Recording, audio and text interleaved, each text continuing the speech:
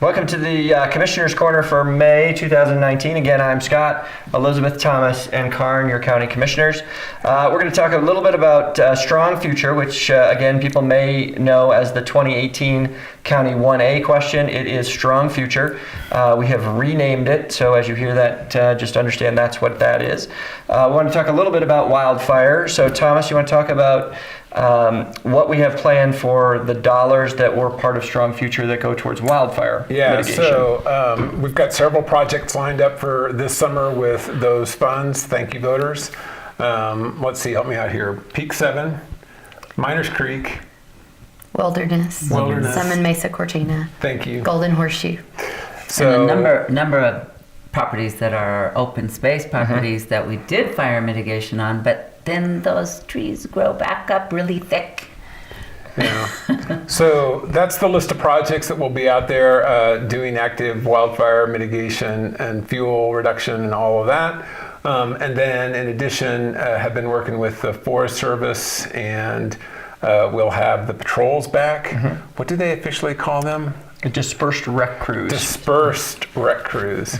So they're dispersed, watching people for unattended campfires and all of the other things that we're concerned about in terms of wildfire hazards. So it's been a little challenging for the Forest Service because their hiring period was right when the federal shutdown happened, so they got behind on that, but they're trying their best to catch up. But again, thank you to everybody for supporting Strong Future and 1A, and we're putting those monies to work in terms of making Summit County safer from wildfires. Yep, and we'll have, the Forest Service said that they have at least 4 on board for they're supposed to have a crew of 6 this season, but they have a crew of at least 4 seasonals on board. They've got some other resources that they'll use to fill in the other 2 positions. And then, of course, we've got some funding that will go to the Sheriff's Office for their fire watch crews, which will do similar types of work, but within the towns and the county outside of the Forest Service boundaries, and some overtime funding, and then some other public education work that we'll do to try and, again, get the word out about how people should be dealing with campfires, how they should be sensitive to the concerns within our forests. We continue to have conversations with the Forest Service offices about changing the standards regarding wildfire bans and where campfires are acceptable or not acceptable. That takes time. We communicated recently with Congressman Negus's office about our desire to see these changes. I think that he's figuring out how he can be helpful. He got an appointment onto Natural Resources Committee back in DC, so he's certainly in a position to have influence. So we'll continue to work on that, but all of the towns and the county leaders are communicating to the Forest Service that we really want to pursue the changes necessary, and just it takes them time, right? They're a big federal agency, and I think that they, appropriately need to think it all through before they do anything with this. And so, speaking of all the towns and the county working cooperatively, Karn, you want to talk a little bit about the effort that's been underway amongst the local agencies to talk about fire restrictions? So, yeah, we have been talking about this since last summer, and I think we've made some really good progress. Because we have followed the Forest Service in having our fire bans so that we're consistent and following the same procedures, same timeline. And they have been following the same process of energy release component, ERC, and it has to be 90%, which basically means everything's really dry.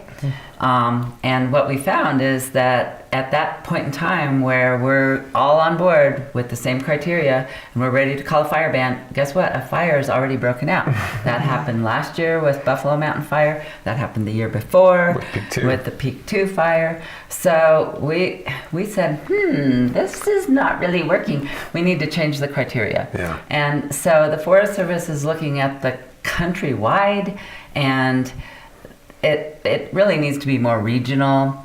But this year we, the towns and the county, will be following what we think makes sense, which is a lower energy release component, like a 70%. We're also considering things that are unique to us, like, we have 90,000 people in the county for 4th of July weekend. This is not safe. It's another component that we need to consider. So we're looking at that, as well as what's going on nationally. What are the resources out there? During peak firefighting season, the resources might all be in California or Wyoming or wherever and not available to us. So we want to consider those things as well as local resources. So taking all that into account, we will be having a fire ban likely sooner and more often, or not more often. We want to be consistent. Maybe it rains, but we want to go out and back in. But you'll be hearing about our fire bans, and we will be consistent with the towns and the county and the fire districts.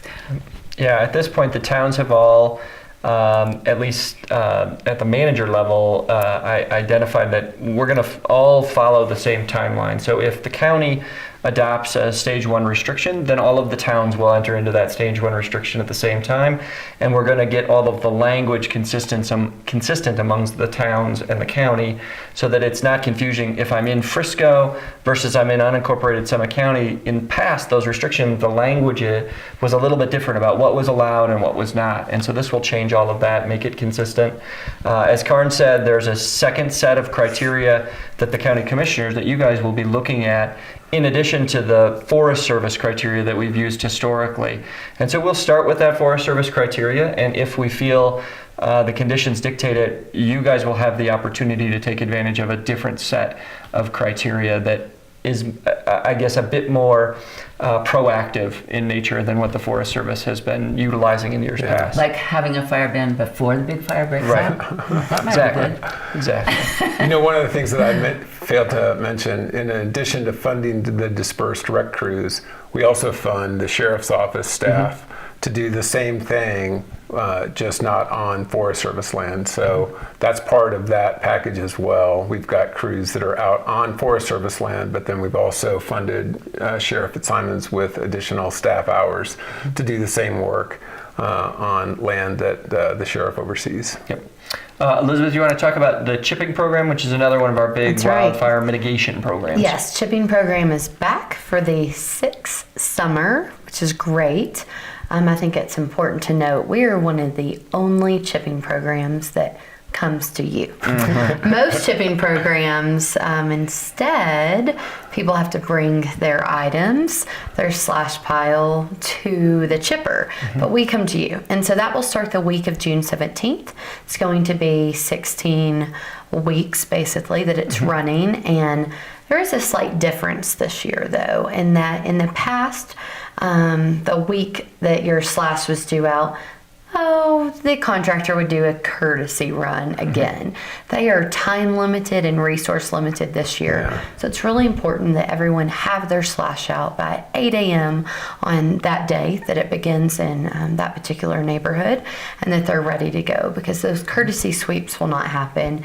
And then additionally, we're only passing through each neighborhood one time this year instead of the 2 that we've done in the past.